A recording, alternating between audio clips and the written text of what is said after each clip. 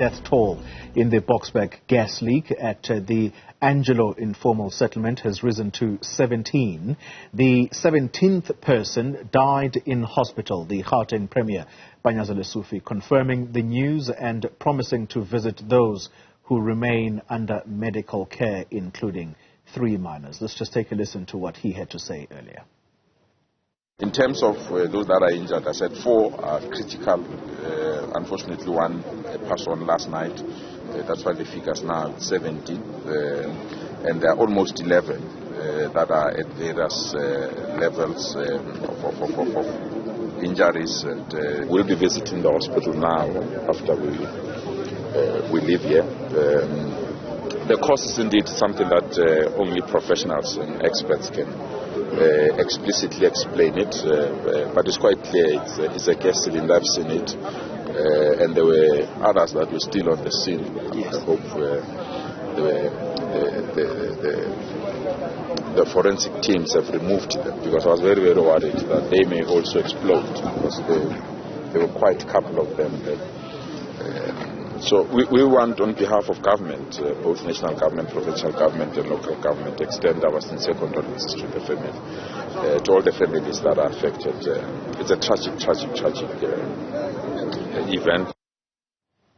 The Premier says police need to fight power with power in order to deal with the level of crime in the area.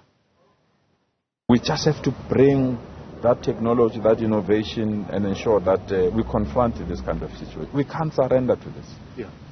I spoke to the community leaders there. They feel helpless. They say after 5 o'clock, that's the end. Until 5 o'clock, and they have to pray that they will see tomorrow morning. We can't subject our communities to that kind of situation. And when I interacted with the police, with the executive mayor, and how they narrate, how they try to police the area, you can see that we need extra capacity, extra resources, but we need firepower. We need to return fire with fire, those that are threatening our law enforcement agencies and the stability of our country. And it must not be apologetic. We just have to handle it and ensure that they are well equipped. Well, let's get an update now on the ground. Nqobile Madlala is out for us in Boksburg. Nqobile, good morning to you. I know you're about to speak to the police commissioner in Gauteng. The Premier saying that police need to fight power with power. Are they up to the task, or are they completely overwhelmed by zamazamas?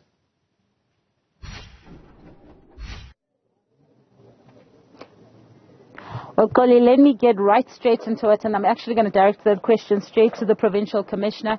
The Premier has just said that the police needs to fight power with power.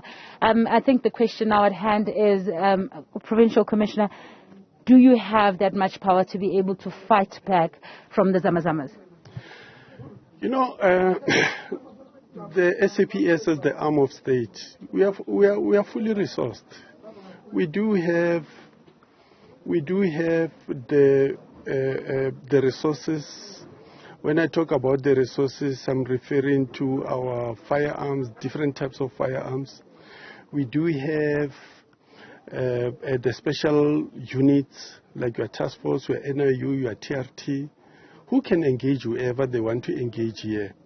But look, normally when we operate here, it is rare where you find us engaging face-to-face with the zamazamas.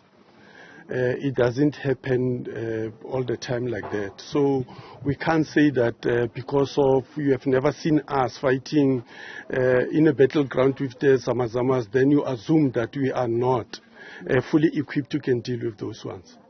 And Provincial Commissioner, we are seeing, of course, where we are, that there's clearly something wrong here. People have lost their lives. Tell me what took place here based on what you have seen, and what is the way forward? What are the police going to do about this? Yeah, firstly, the preliminary investigation suggests, and also based on the information we've just gathered from the neighbors around here, is that yesterday late in the afternoon they started smelling something that smells like rotten eggs. And then it was so funny. They started whistling, calling for help and whatever. So the neighbors this other side, they could see that it's coming from this side. So some of the community members, they came over this side. They found these gas cylinders you see before me. 5 of those were found in this area, this type of gas cylinders. They were all opened. They were all open, linky.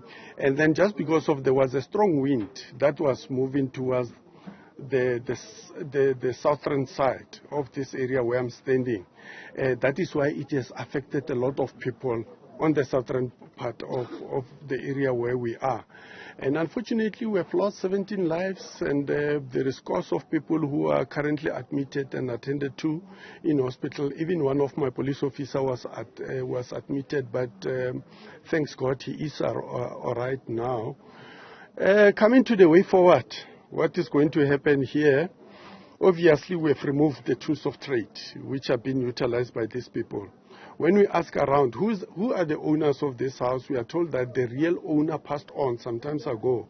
And then it looks like the family members, they've rented this space to certain individuals. They say they are of foreign nationals who were renting this place. So they started this thing around November last year.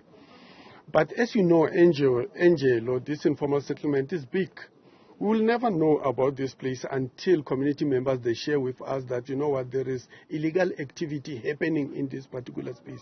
And then we can act. So we call upon the communities around here to say that, you know what, once they see illegal activity happening in their area, let them immediately report it to the police. We'll respond like we have responded to the others. Whilst we talk about that provincial commissioner, earlier on we spoke to a gentleman who was very unhappy because he had lost, angry and really sad at the same time. He had lost his uncle, and he said to us he would like to see the police coming in and actually just raiding these parts of Angelo, because they were saying that the informal settlement has quite a lot of these pendukas or the illegal miners that come here. So the question is, maybe when will we see that happening?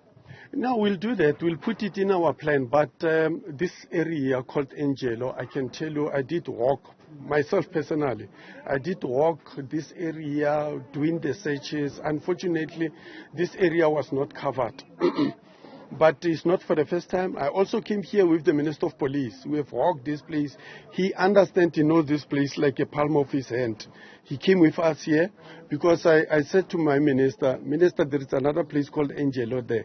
That area is not policeable. It is just like, your Mashamplan in Deep Sluat. It is a mess.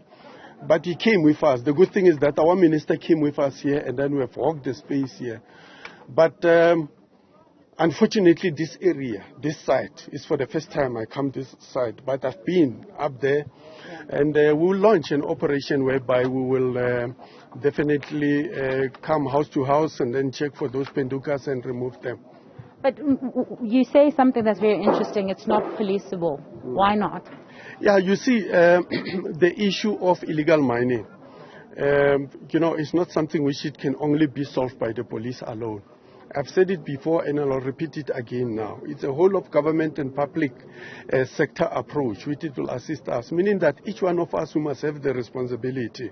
Those who are responsible for rehabilitating those abandoned and derelict mining shafts, they must do their part. Because when they were issued with the licenses to can mine, that is one of the conditions which is given to them, that when we are done rehabilitate, people, they don't do that. They create a problem for us. And then, the local government, look at this place. Look at this place. The environmental design of this place is just bad. And of which it makes accessibility very difficult, not only for the police, but for all the emergency services. You have seen how do we maneuver if we come here. So if somebody is injured or sick here, you have to transport this particular person to the soccer ground, whereby he will get the ambulance to be taken out of this place. There's no lighting here. So if we think that policing alone will solve this problem, surely we are misleading ourselves. We need to take responsibility, all of us. We as the police, we do our part. We are forever on the street.